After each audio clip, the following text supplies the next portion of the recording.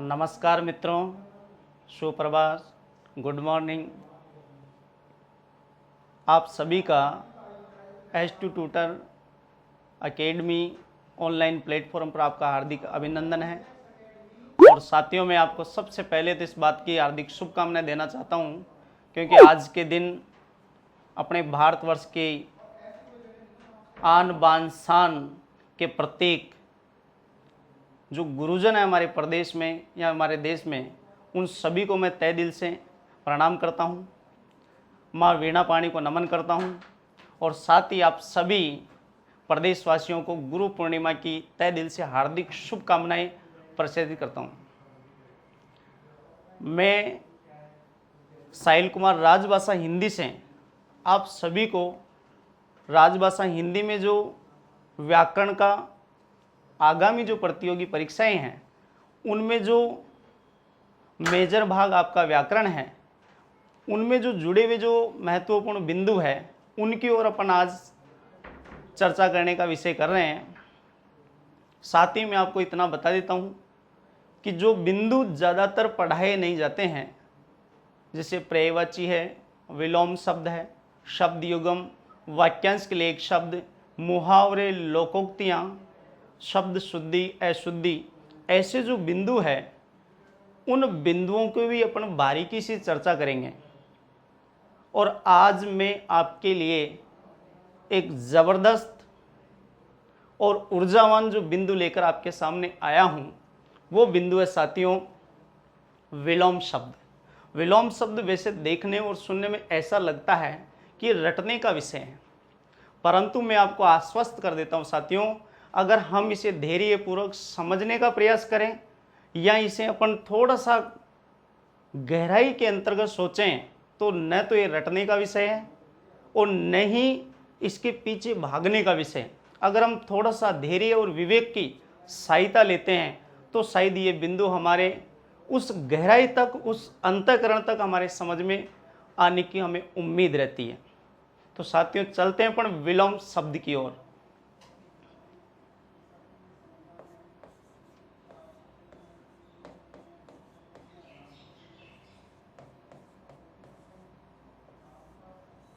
तो साथियों, सबसे पहले तो मैं आप लोगों को बता देता हूं, जो विलोम शब्द है इसका शाब्दिक अर्थ होता है साथियों विपरीत या उल्टा। इसका जो शाब्दिक अर्थ होता है साथियों, इसका उल्टा या अर्थ होता है। इसका शाब्दिक अर्थ है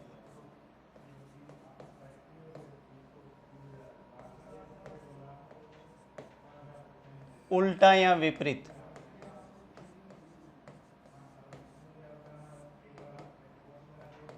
उल्टा या विपरीत होगा साथियों। अब सबसे पहले तो हमें ये तो मालूम पड़ गया है कि उल्टा या विपरीत अर्थ देने वाला जो शब्द होता है, वही शब्द क्या कहलाता है साथियों, आपका विलोम शब्द कहलाता है।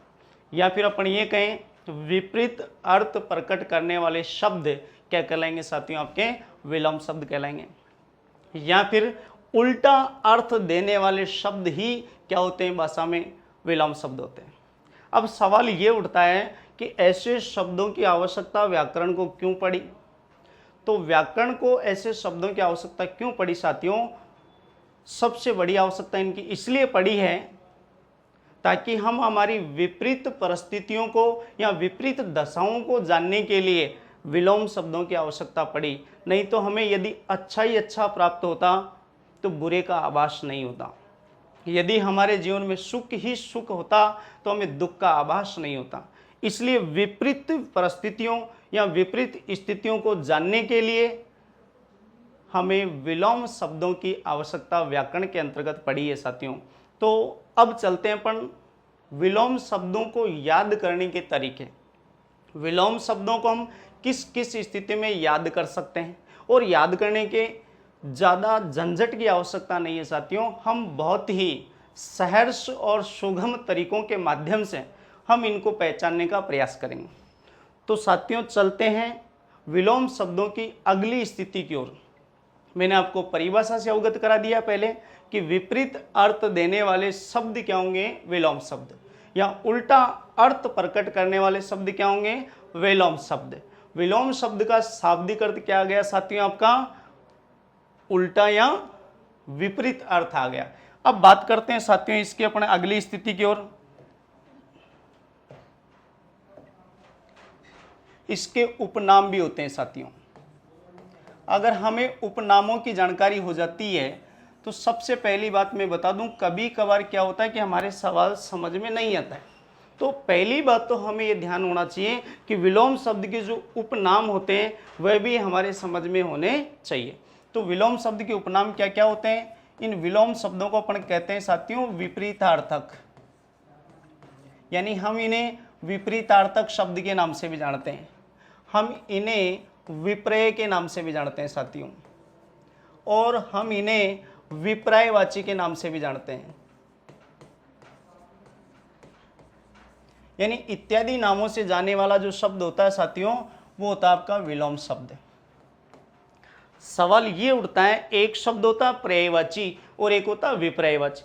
पर्यायवाची होता है समान अर्थ देने वाला और विपर्यवाची होता है उल्टा अर्थ या विपरीत अर्थ देने वाला शब्द होता है। तो विपरीत अर्थ का मतलब विपरीत अर्थ देने वाला, विपर्य का मतलब भी यही होता है कि यानी विपरीत अर्थ देने वाला, और विपर्यवाची का मतलब पर्यायवाची नहीं है, वो विलोम शब्द है।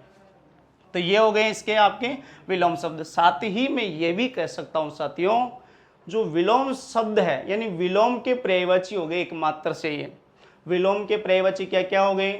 विपरीतार्थक, विपर्य या फिर विपर्यवाची के नाम से अपन इनको जान सकते हैं। अब साथियों विलोम शब्दों को याद करने का सरल तरीका क्या है उसकी ओर चलते हैं अपन। बहुत ही जबरदस्त तरीकों से अपन अवगत होने की चेष्टाएं अपना रहे हैं। विलोम शब्दों को सीखने और जानने का सबसे सरल तरीका क्या है? यदि इनके नियमों की हमें भली भांति जानकारी हो जाती है तो नियमों को यदि अपन पहचान लेंगे तो विलोम शब्द हमारे स्वतः ही समझ में आ जाएंगे साथियों। तो विलोम शब्दों के कुछ नियम हैं, उन नियमों को अपन ध्यान में लाते हैं साथियों। तो साथियों अपन नियम 1 की बात करते हैं। नियम 1 क्या कहता है साथियों? आपका एकाधिक विलोम शब्दों का प्रयोग।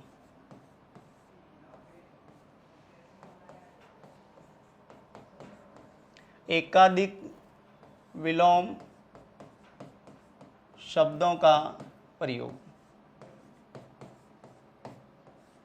एकाधिक विलोम शब्दों का प्रयोग साथियों। अब एकाधिक विलोम शब्दों का प्रयोग का मतलब यह है कभी कभार एक शब्द के विलोम एक से अधिक हो सकते हैं। अब शर्त यह है कि उनमें से मान्य कौन सा होगा। ऐसी स्थिति में बात समझ में आनी चाहिए साथियों। जैसे कि अभी कुछ ही दिनों पहले एक सवाल पूछा गया था, मैं उसी की चर्चा करता हूं साथियों।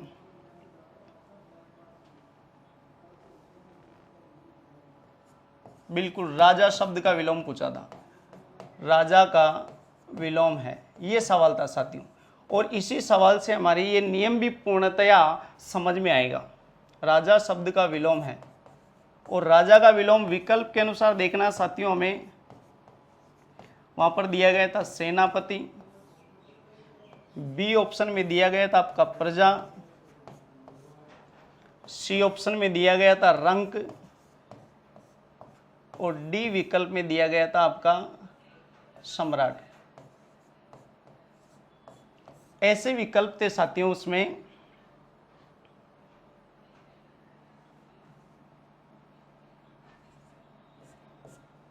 अब यहां हमें इस उचित स्थिति को पहचानने का प्रयास करना। विलोम पूछ रहा है, देखो सेनापति होता है उसका समानार्थक होता है राजा होता है, वैसे सेनापति होता है। तो ये तो इसका क्या हो गया साथियों? पर्यायवाची शब्द हो गया। तो ये सेनापति यहाँ पर क्या नहीं हो सकता है? उत्तर नहीं हो सकता। फिर बात करें प्रजा, बिल्कुल इसका विलोम हो सकता है राजा का, बिल्कुल प्रजा इसका विलोम हो सकता है। रंक भी राजा का विलोम हो सकता है और होगा। साथ में सम्राट इसका पर्यायवाची होता है राजा का, तो सम्राट तो नहीं होगा साथियों। अब सवाल ये उठता है हमारे मन में, सेनापति और सम्राट तो इसका उत्तर नहीं है, परंतु साथियों प्रजा और रंक इसका विलोम हो रहा विधिवत। तो ऐसी स्थिति में दोनों विकल्पों में से हमें चुनाव किसका करना है, तो पहले साथियों इसका रंक ही पहले प्राथमिकता दी जाएगी, प्रजा को प्राथमिकता बाद में दी जाएगी। अतः अपन ये कह सकते हैं राजा का उचित जो विलोम होगा साथियों वो होगा आपका रंक होगा, प्रजा नहीं होगा। ऐसे सवाल आते हैं और ऐसे सवालों की रूपरेखा को स्थापित करने वाला जो नियम है वो नियम क्या है साथियों, आपका नियम 1 है। और नियम 1 क्या कह रहा है आपका, एकाधिक विलोम शब्दों का प्रयोग। और अपन जान लेते हैं एकाधिक विलोम शब्दों का प्रयोग किस तरह से होंगे, इसमें उदाहरण उनको पहचानने का अपन प्रयास करते हैं। देखते हैं साथियों,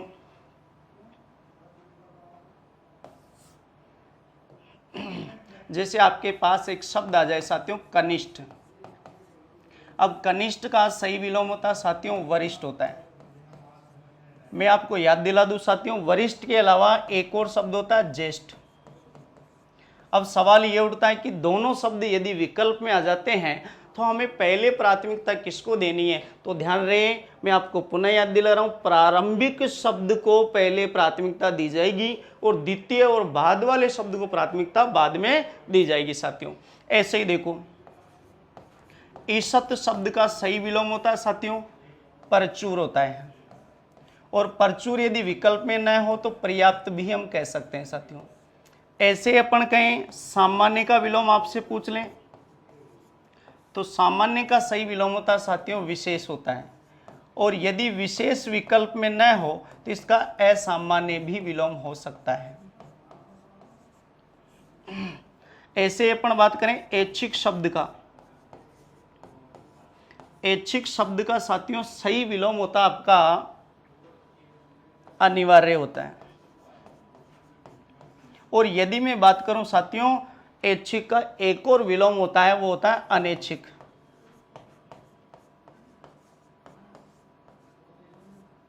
ऐसे ही बात करें अपन निरामिष शब्द, जो अभी बीएसटीसी के प्रश्न पत्र में पूछा गया हुबहू सवाल है। निरामिष का अर्थ होता है साथियों शाकाहारी होता है, यानी मांस का सेवन नहीं करने वाला साथियों क्या होता है आपका निरामिष होता है।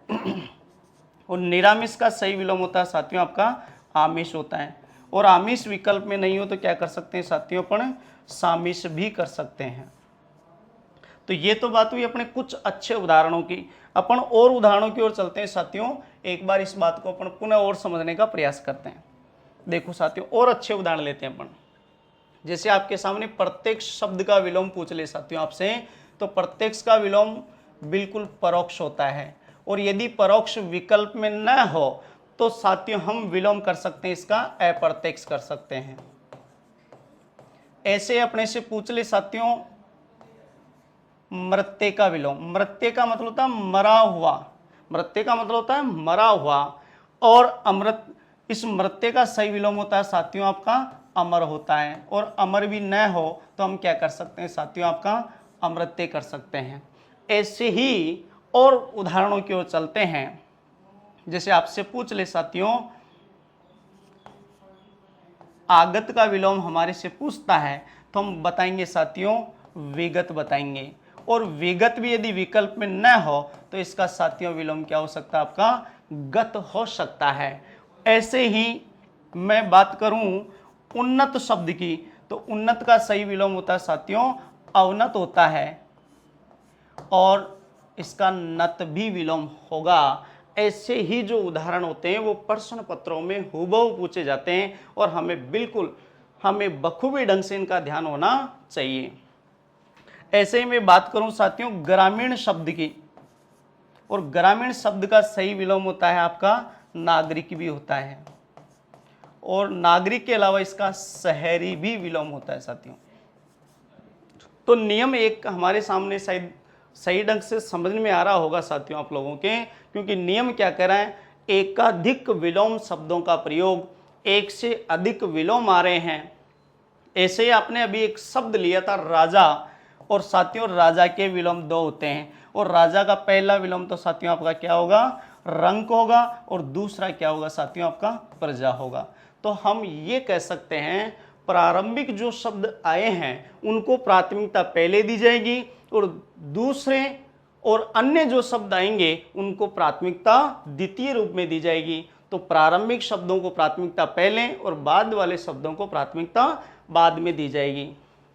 तो नियम एक ये कहता है एक से अधिक विलोम शब्द हो सकते हैं और इनमें से कहीं न कहीं प्रश्न पत्रों की शोभा भी बढ़ाए हुए हैं। तो हमें ये बखूबी ढंग से ध्यान होना चाहिए साथियों।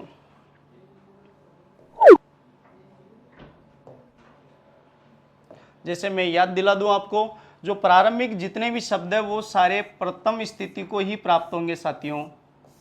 यानी हमें क्या करना पड़ेगा, जो प्रारंभिक शब्द है उनको महत्व पहले देना होगा और द्वितीय और अंतिम जो शब्द होंगे उनको प्राथमिकता हमें बाद में देनी होगी।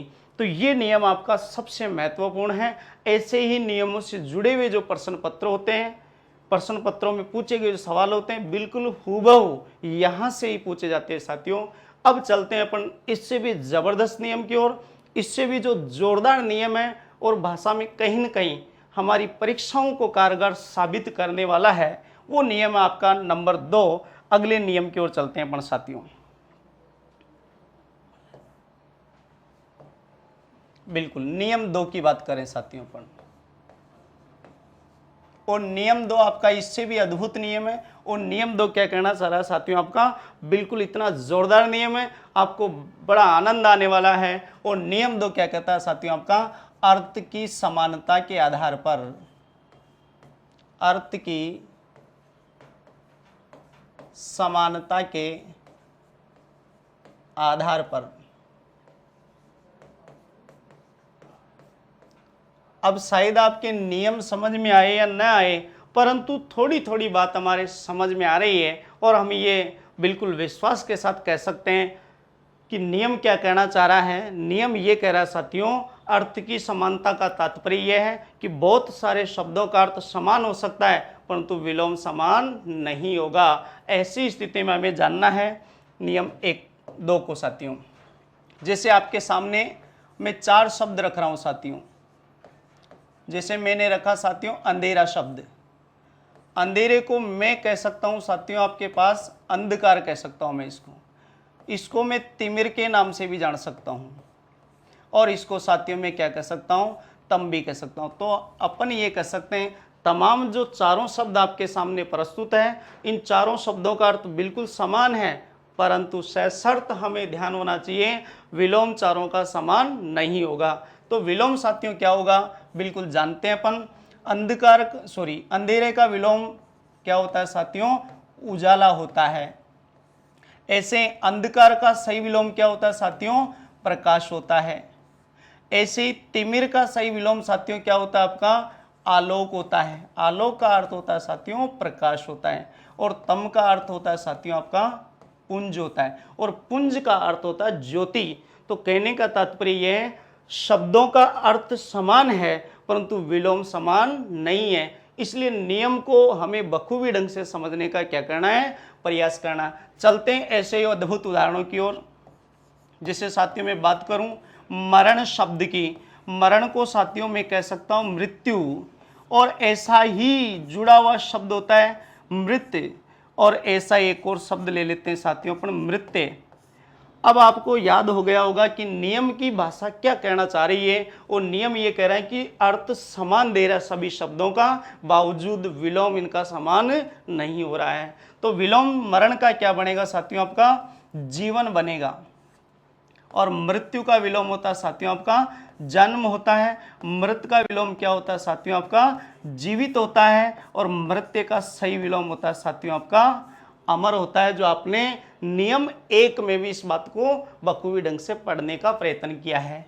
ऐसे ही अपन और अद्भुत उदाहरणों की ओर चलते हैं जो आपके लिए वाकई में बहुत ही कारगर साबित होने वाले हैं।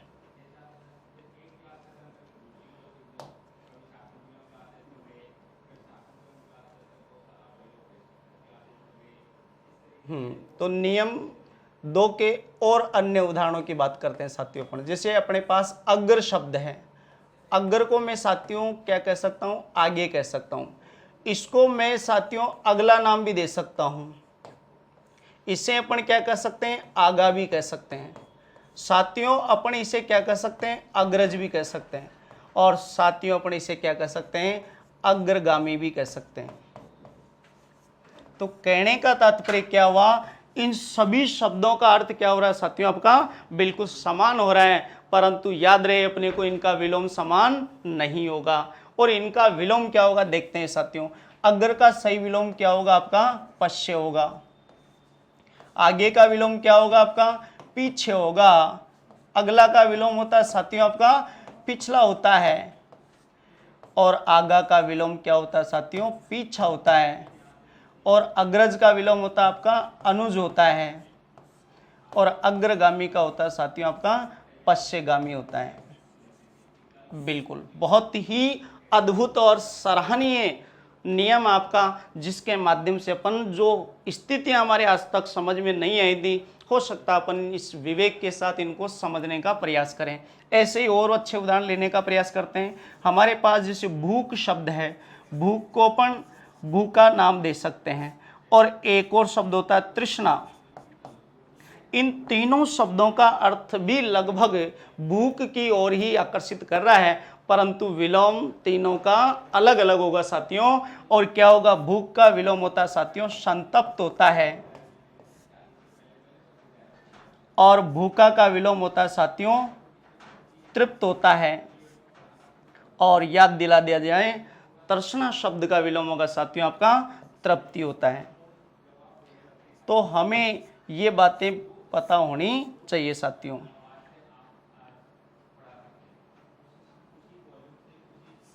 बिल्कुल तृप्ति। तो नियम 2 क्या कह रहा है साथियों, आपका अर्थ समान होगा परंतु विलोम कभी भी समान नहीं होता है। ऐसे उदाहरण हमारे सामने कई बार पूछे जाते हैं, तो हमें भली भांति पता होना चाहिए कि परीक्षक पूछना क्या चाह रहा है, सवाल की स्थितियां क्या है, ये बातें हमें भली भांति पता होना चाहिए साथियों। ऐसा ही हमारे लिए ऊर्जावान और कारगर साबित होने वाला इन दोनों नियमों से भी जोरदार नियम अब आपके सामने चल रहे हैं साथियों। अपन नियम 3 की ओर चलते हैं साथियों। और नियम 3 आपका क्या कहना चाह रहा है उसको भी अपन एक बार समझने का प्रयास करते हैं साथियों।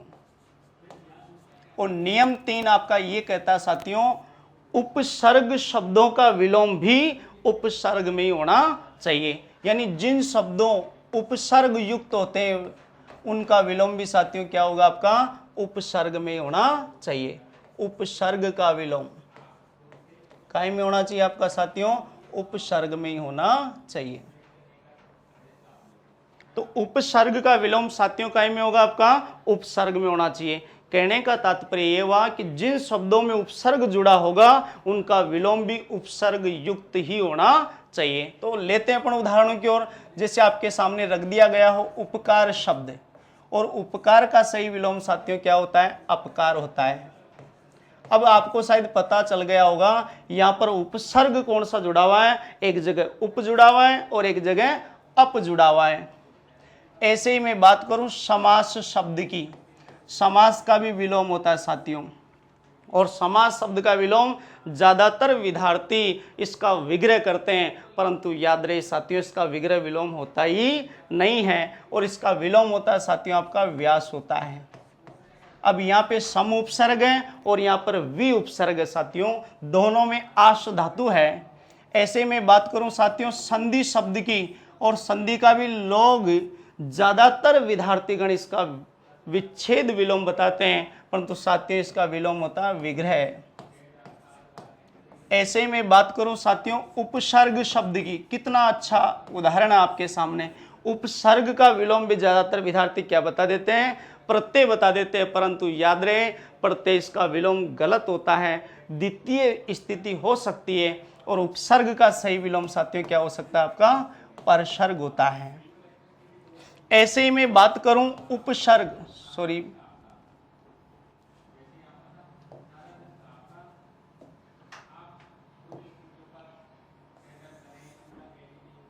तो साथियों बात करें अगले उदाहरण की, उपयोग शब्द की बात करें अपन। और उपयोग शब्द का साथियों विलोम होता है आपका अनुपयोग होता है।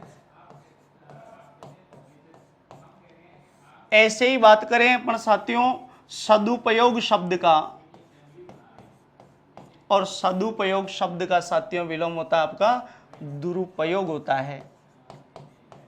ऐसे ही मैं बात करूं साथियों आपके पास आवरण शब्द के विलोम की, तो आवरण का विलोम होता है साथियों अनावरण होता है।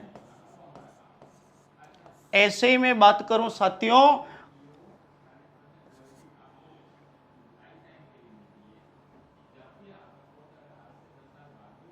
सदाचार शब्द की बात करता हूं, और सदाचार शब्द का सही विलोम होगा साथियों आपका दुराचार होगा।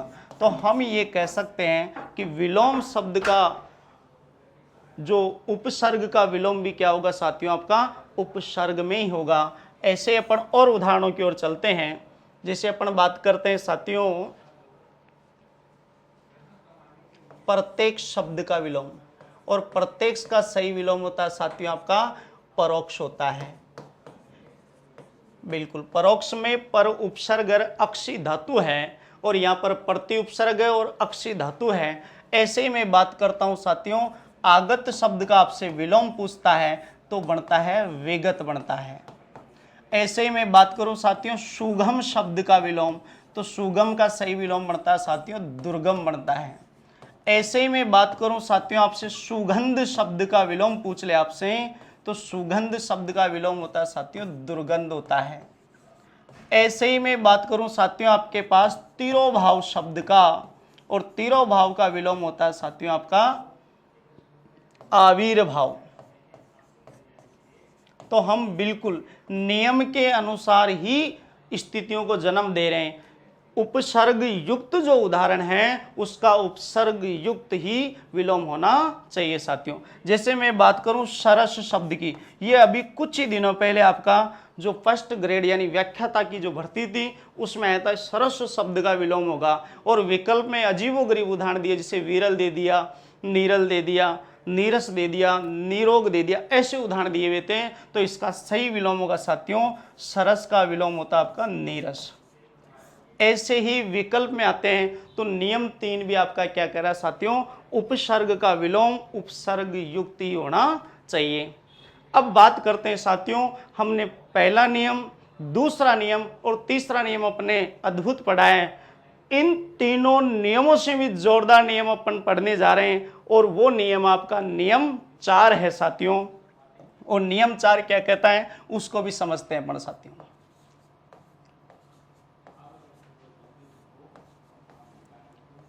और नियम 4 क्या कहता है साथियों आपका अर्थ की भिन्नता के आधार पर,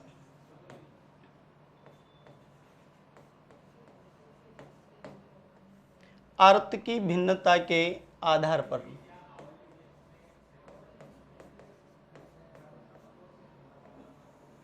अर्थ की भिन्नता के आधार पर। अब नियम इतना अद्भुत है क्योंकि अर्थ भिन्न भिन्न हो सकता है। जैसे जैसे शब्द का विस्तृत रूप होता है वैसे वैसे उसका अर्थ भी बदलता चला जाता है। तो अपन इस नियम की वाकई में पूर्ण रूप से चर्चा कर रहे हैं, और इनके जो उदाहरण हैं उनको भी अपन समझने का प्रयास करते हैं। तो आइए साथियों अपन चलते हैं इसके उदाहरणों की ओर। और जैसे अपन एक शब्द लेते हैं साथियों प्रजा शब्द, और यदि मैं बात करूं साथियों प्रजा शब्द का जो सही विलोम होगा, शायद आपने पूर्व में इसकी चर्चा भी अपन ने की है, और प्रजा शब्द का सही विलोम होगा साथियों आपका राजा शब्द होता है। और यदि मैं इस राजा शब्द को यहां रख देता हूं तो साथियों राजा शब्द का विलोम पूछेगा तो अब क्या बताएंगे प्रजा नहीं होगा। यही नियम की रूपरेखाएं हैं साथियों, क्योंकि ज्यादातर लोग क्या कर देते हैं प्रजा का पूछे राजा और राजा का पूछे प्रजा, परंतु परिस्थितियां बदलने वाली है और नियम ही अद्भुत आपका। और राजा का सही विलोम होता है साथियों आपका रंक होता है। और यदि मैं बात करूं रंक शब्द के विलोम की बात करता हूं साथियों तो बिल्कुल राजा नहीं होगा साथियों। और रंक शब्द का सही विलोम होता है आपका धनाढ्य। और यदि मैं धनाढ्य शब्द की बात करता हूं और धनाढ्य शब्द का विलोम पूछे साथियों, धनाढ्य शब्द का सही विलोम होता है आपका दरिद्र होता है। और यदि मैं बात करूं साथियों दरिद्र शब्द की, और दरिद्र शब्द का विलोम होगा साथियों आपका धनवान होगा। और यदि अपन धनवान शब्द को यहां रख देते हैं तो धनवान शब्द का साथियों विलोम होगा आपका बिल्कुल निर्धन होगा। और यदि अपन बात करें निर्धन शब्द के विलोम की, और यदि मैं बात करूं गरीब शब्द की, तो गरीब का विलोम होता है साथियों अमीर होगा। तो नियम वाकई में आपके लिए बहुत ही अद्भुत नियम है, तो इस नियम को हमारे समझ में आना चाहिए साथियों।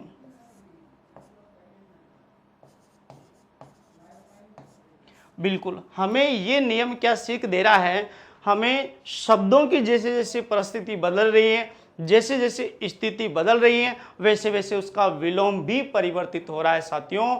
तो कहने का मतलब है यदि प्रजा का विलोम पूछे तो राजा बताना है, परंतु राजा का विलोम पूछे साथियों क्या बताना आपको, बिल्कुल रंक बताना साथियों आपको।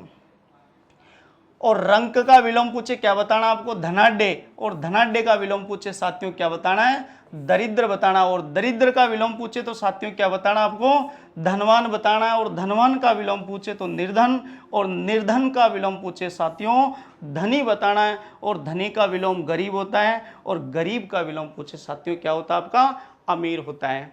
तो शायद आप लोगों ने इन चारों नियमों का यदि बारीकी से अध्ययन करने का प्रयत्न किया है, और यदि अपने नियमों को ध्यान में रखकर तमाम जो विलोम शब्द होते हैं यदि हम उनका अध्ययन करें या उनकी चर्चा या परिचर्चा करते हैं, तो हो सकता है बहुत सारी बातें जो हमारे आज तक समझ में नहीं आई थी, हम उनको समझने का प्रयास कर सकते हैं साथियों। तो मैं आपसे साथियों आज आपको पुनः एक बार गुरु पूर्णिमा की तहे दिल से राजस्थान परिवार की ओर से और S2 ट्यूटर परिवार की ओर से और राजभाषा हिंदी की ओर से और मैं साहिल कुमार आपको पुनः एक बार गुरु पूर्णिमा की हार्दिक शुभकामनाएं देना चाहता हूं। जय हिंद, जय भारत, नमस्कार।